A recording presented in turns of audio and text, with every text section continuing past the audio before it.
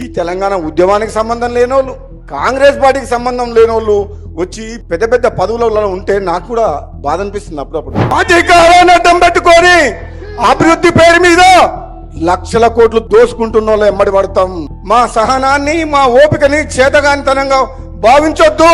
ఆంధ్ర పాలకులకు వాళ్ళ చెప్పు చేతుల్లో మన ప్రభుత్వం ఉండకుండా వాళ్ళ పెట్టుబడిదారులకు, కాంట్రాక్టర్ల కోసం ఈ ప్రభుత్వం పనిచేయొద్దనేది నా భావన. బయట నుంచి వచ్చిన వ్యక్తులు, పదవులలో ఉన్నోళ్ళు నిజమైన కాంగ్రెస్ పార్టీ కార్యకర్తలకు, కాంగ్రెస్ పార్టీ నాయకులకు అన్యాయం చేయొద్దు.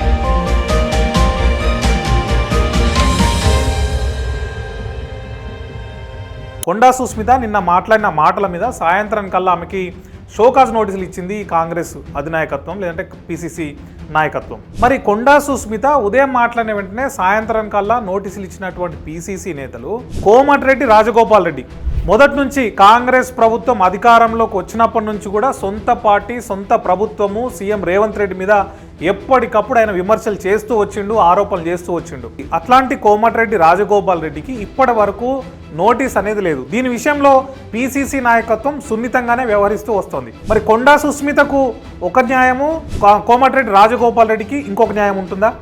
పోచారం శ్రీనివాసరెడ్డికి ఒక న్యాయము, లేదంటే చిన్నారెడ్డికి ఒక న్యాయం ఉంటుందా?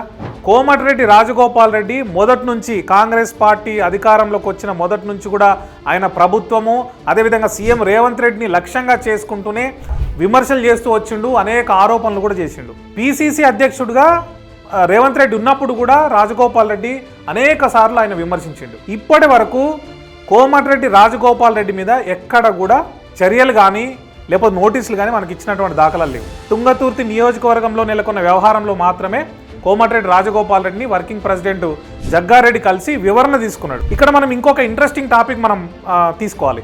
కొండా సుస్మిత నిన్న ఉదయం మాట్లాడిన తర్వాత సాయంత్రానికల్లా కొండా సురేఖకు నోటీసులు ఇచ్చారు, వివరణ ఇవ్వాలి, నీ కూతురు పలానా వ్యాఖ్యలు చేసింది, దానికి సంబంధించిన వివరణ ఇవ్వాలి అని. కోమటిరెడ్డి రాజగోపాల్ రెడ్డి కూడా మొదటి నుంచి కాంగ్రెస్ నాయకత్వాన్ని లేకపోతే సీఎం రేవంత్ రెడ్డి లక్ష్యంగా విమర్శలు చేస్తున్నప్పుడు ఎందుకు కోమటిరెడ్డి వెంకటరెడ్డికి నోటీసులు ఇవ్వరు? కొండా సుస్మిత అసలు పార్టీతో సంబంధం లేదు, పార్టీలో సభ్యత్వమే లేదని చెప్పి మనకు ఎమ్మెల్యే నాగరాజు నిన్న కౌంటర్ కింద మాట్లాడినప్పుడు చెప్పిండు.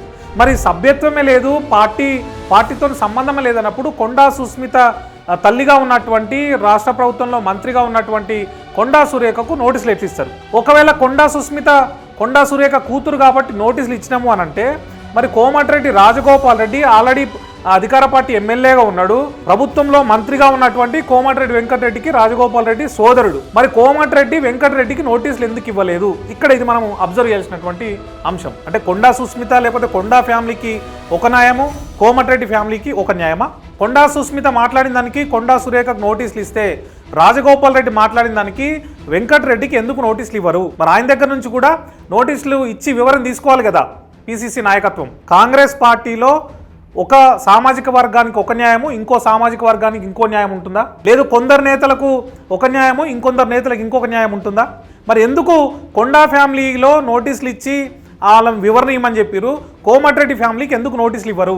ఎందుకు ఆ పని పిసిసి చేయలేకపోయింది? మరి ఎందుకు కోమటిరెడ్డి రాజగోపాల్ రెడ్డి మీద చర్యలు తీసుకోవడానికి పిసిసి నాయకత్వం వెనుకాడుతోంది? సీఎం రేవంత్ రెడ్డి వచ్చే 10 ఏళ్ళు నేనే సీఎం అన్నప్పుడు ఏ ఒక్క కాంగ్రెస్ లీడర్ కూడా మాట్లాడలేదు. కానీ రాజగోపాల్ రెడ్డి ఎట్లా క్లెయిమ్ చేసుకుంటారు మీరు 10 ఏళ్ళు సీఎం అని నేరుగా రేవంత్ రెడ్డిని ప్రశ్నించిన సందర్భం ఉంది. ఇంత సివియర్గా మాట్లాడినప్పటికీ కూడా ఎక్కడ రాజగోపాల్ రెడ్డి మీద ఇప్పటి వరకు చర్యలు తీసుకున్నటువంటి అంశం మనం చూడలేదు. గతంలో కొండా సురేఖకు సంబంధించినటువంటి ఒక వ్యవహారంలో అది పెద్ద దుమారంగా మారింది. అప్పట్లో చివరికి రాజీనామా చేయిస్తారేమో అన్నటువంటి ఒక డిస్కషన్ కూడా అప్పుడు జరిగింది. నోటీసుల అంశానికి వచ్చేసరికి ఇతర నేతలకు కేవలం నెలలు గడిచిపోయినా కూడా పట్టించుకొని పిసిసి నాయకత్వం కొండా సుస్మిత మాట్లాడిన వెంటనే పొద్దున మాట్లాడితే సాయంత్రం కల్లా నోటీసులు ఇవ్వడం అనేది కూడా దీనికి అనుమానంగా మారుతుంది.